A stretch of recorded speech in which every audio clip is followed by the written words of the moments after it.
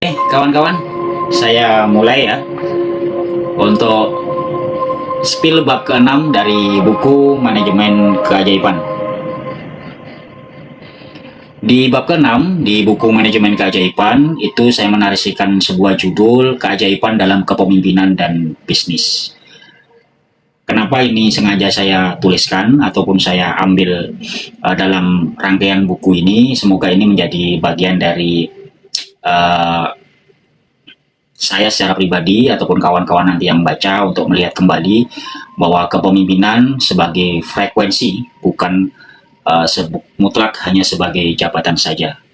Ada satu hal yang perlu saya sampaikan di buku ini dalam perspektif manajemen keajaiban, bahwa seorang pemimpin adalah generator energi kesadaran. Ia menjadi pusat resonansi yang memancarkan nilai ketenangan, kejelasan arah bagi orang-orang yang ada di sekelilingnya. Jadi dalam konteks ini, masing-masing dari kita adalah seorang pemimpin. Dalam sebuah hadis Bukhari, setiap kalian adalah pemimpin dan setiap pemimpin akan dimintai pertanggungjawaban yang dipimpinnya. Jadi konteks dari buku Manajemen Keajaiban khususnya untuk di bab ke-6 ini, kenapa menarasikan seperti itu?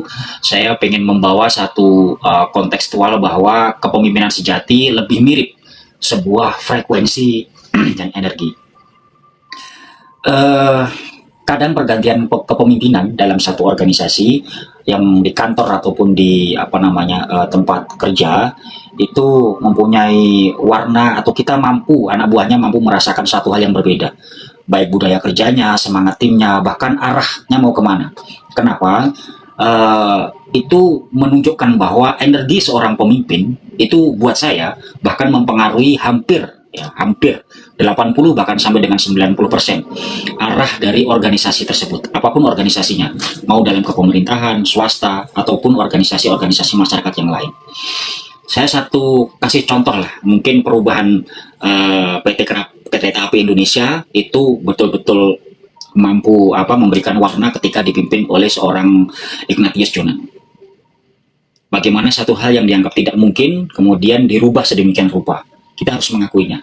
Kemudian saat ini yang sedang banyak dibicarakan oleh banyak orang, kepemimpinan KDM mempunyai warna tersendiri, energi tersendiri, sehingga kepemimpinan itu sangat-sangat, boleh saya katakan, memancarkan energi yang menggerakkan perubahan.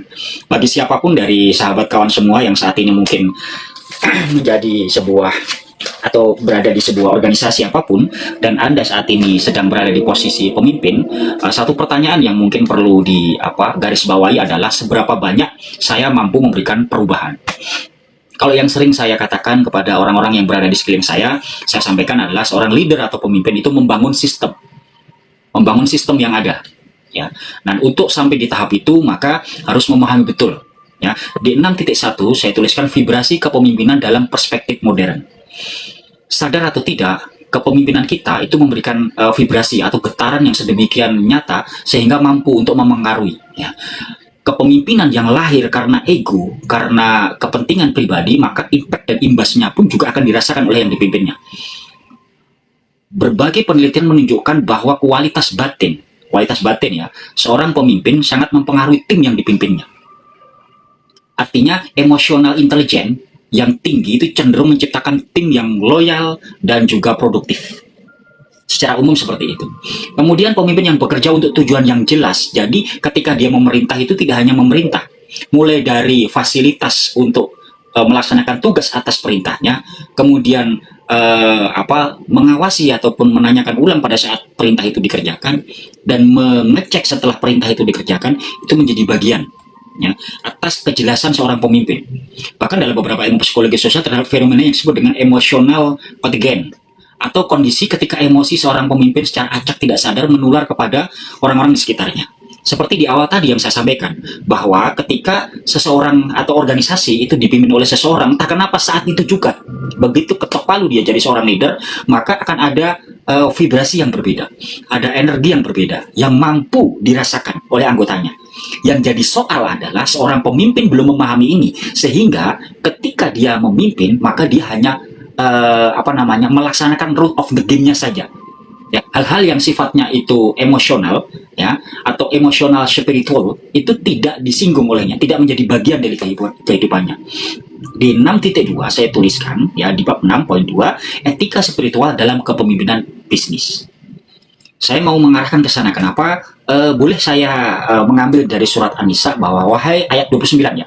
Wahai orang-orang yang beriman, janganlah engkau saling memakan harta sesamamu dengan cara yang batil, kecuali dengan jalan perniagaan yang berlaku dengan atas dasar suka sama suka.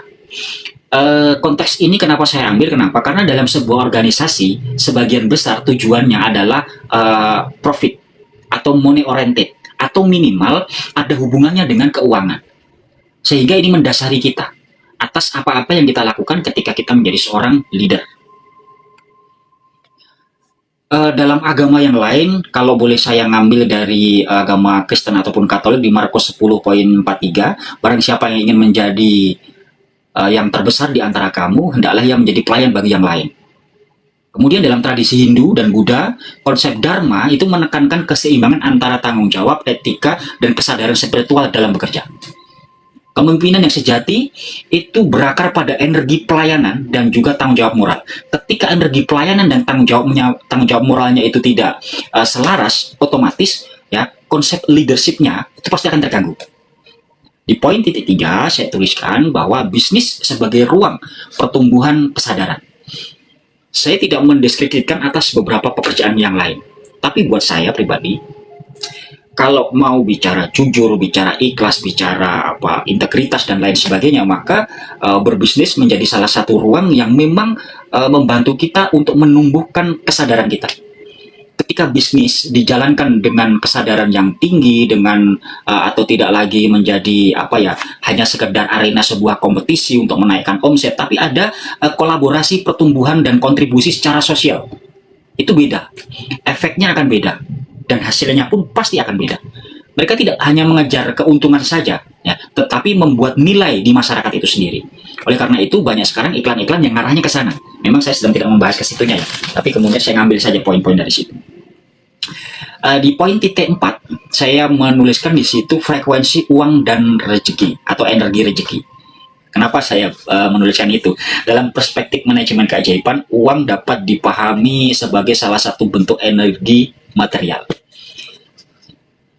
Jadi bagi sahabat semua yang masih kemudian mendominasi pikirannya bahwa uang itu hanya sebuah material saja, nah ini perlu saya pertanyakan.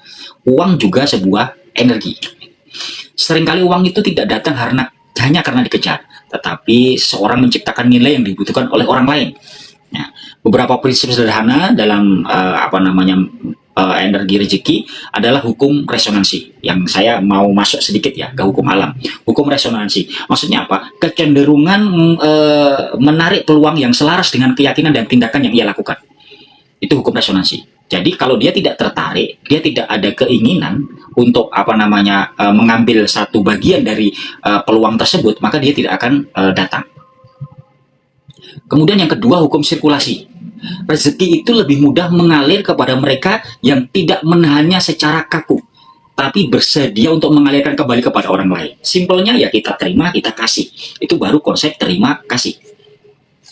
Nah, sementara ada beberapa orang yang berpikir bahwa ya rezeki yang kita dapat itu ya kita simpan atau kita tabung. Tidak ada yang salah dengan konteks itu.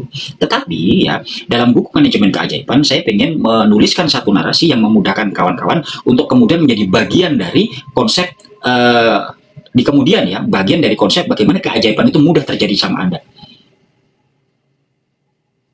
Rezeki yang kita terima ya, dengan literasi berbagai agama juga mengatakan ada pesan untuk berbagi kepada orang lain. Yang jadi masalah adalah mindset kita pada saat menerima rezeki itu bukan mindset mengalirkan, tapi kemudian menyimpan. Tidak ada yang salah dengan konteks ini, tapi ketika Anda menerima rezeki tersebut kemudian terkonsep untuk mengalirkan, maka Anda sudah mulai masuk dalam hukum sirkulasi yang tadi saya jelaskan. Oke, saya lanjut di 6.5. Pemimpin sebagai sumber cahaya organisasi. Ya, bahasanya agak-agak begini ya. Kenapa? Dalam sebuah organisasi, pemimpin itu menjadi pusat frekuensi yang mempengaruhi stabilitas seluruh tim. Seorang leader, seorang pemimpin, apabila dia sedang goyah hatinya, sedang emosi dirinya dalam berbagai hal yang terkadang tidak rasional oleh dalam pikiran anak buahnya, itu otomatis akan mempengaruhi pola kerja, kemudian suasana dan lain sebagainya. Ketika dia cemas, egonya terlalu menguasai, tidak jelas arahnya, organisasinya akan ikut merasakan dampaknya. Itu otomatis.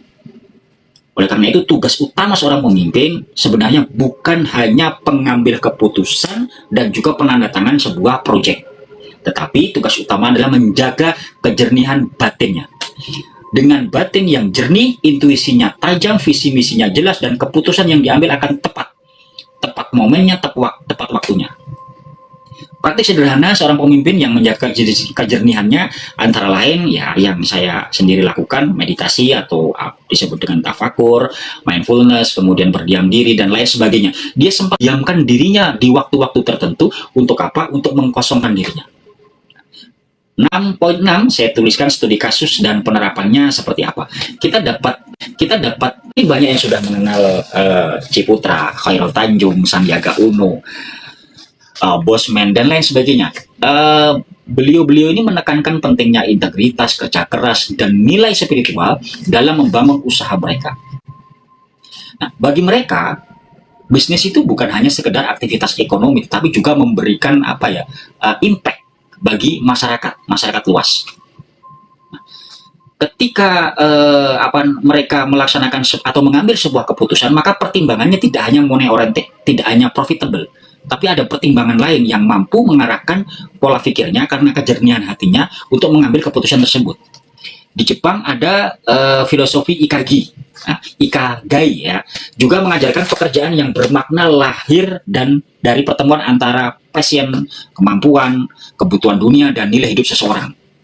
Di ekonomi modern, konsep seperti ekonomi syariah, halal ekosistem, impact investment menunjukkan bahwa dunia global mulai mencari keseimbangan antara profit dan kemanusiaan. Jadi kalau kita kemudian sekarang ketemu dengan leader-leader dalam sebuah organisasi company ataupun organisasi bisnis apapun, dia mulai menata ya antara profitnya kemudian dengan impact yang dia dapat dari profit tersebut, karena memang sudah seyogyanya demikian. Tidak ada larangan Anda untuk sukses, tidak ada larangan Anda untuk kaya, tapi pertanyaannya ketika kaya mau ngapain? Nah, beberapa motivator mungkin menyampaikan seperti itu. Tapi dalam konteks ini, di buku Manajemen Keajaiban bab 6 ini, saya menspilnya bahwa ekonomi modern itu mulai mengarah ke sana. Ya, bagi yang beragama Muslim, konsep ekosistem ekonomi syariah, ekosistem halal, impact investment, ya, itu sudah mulai dijalankan. Tidak cuma di Indonesia, bahkan di negara-negara yang notabene-nya bukan Islam. Oke, di penutup bab ke-6 di buku Manajemen Keajaiban ini, saya ingin mungkin akan ada yang saya tambahkan nanti ya, tapi saya berharap bahwa bisnis yang berjiwa, kepemimpinan yang bercahaya, pada akhirnya manajemen keajaiban dalam kepemimpinan dan bisnis adalah seni memadukan 3 hal penting: akal, hati, dan spiritual. Ketika keputusan itu diambil dari kesadaran yang jernih, pekerjaan tidak lagi sekedar rutinitas ya. Setiap langkahmu adalah doa, setiap interaksi dalam mengambil pekerjaan adalah ibadah, dan setiap hasil akan menjadi berkah. Nah, gimana kira-kira? Pemimpin yang sadar tidak hanya mengejar keuntungan jangka pendek, ia akan menyalakan cahaya yang menerangi perjalanan banyak orang. Dan ketika hal itu terjadi, bisnismu tidak hanya sekedar menjadi mesin ekonomi. Ia berubah menjadi ladang kebaikan, tempat keajaiban, kehidupan terus-menerus. At least dalam bab 6 ini, saya mau sampaikan kepada sahabat, teman, rekan semuanya, berapapun pendapatanmu saat ini, yang perlu dipertanyakan selain untuk kecukupan kebutuhan keluargamu, seberapa impact-nya mampu mempengaruhi kehidupan orang lain. That is the point. Oke kawan-kawan, untuk spill bab ke-6 ya dari Manajemen Keajaiban, saya akhiri sampai di situ aja poin-poinnya. Semoga di buku Manajemen Keajaiban yang saat ini sedang editing tahap akhir segera selesai dan segera bisa dinikmati. Ya, nanti di bab ke-7 saya akan menuliskan saat ini sedang saya tulis ulang tentang manajemen keajaiban dalam keseharian dan relasi manusia. Saya belum dapat judul yang lebih puitis ya, tapi tidak apa-apa, cuma kurang lebihnya materinya sekitaran itu, antara hidup sebagai medan energi, kurang lebih begitulah untuk di bab 7. Oke kawan-kawan, sahabat semuanya yang sudah bergabung, sudah melihat, terima kasih. Salam berkah berlimpah, ruas sehat bahagia selalu selamanya untuk siapapun yang bertemu dengan saya di layar ini. Saya kirimkan energi kebahagiaan, rezeki Anda berdatangan dari segala penjuru arah, disangka dan tidak disangka, sama mudahnya, besar kecil itu mudah sekali masuk ke dalam nomor rekeningmu, nomor rekening orang-orang yang berada di sekelilingmu, dan keluargamu dengan cara cepat menyenangkan ajaib. Rezekimu mulai besok bagikan udara, rezekimu persis seperti jatuhnya daun-daun yang berada di sekelilingmu yang kamu temui. Terima kasih, Assalamualaikum warahmatullahi wabarakatuh.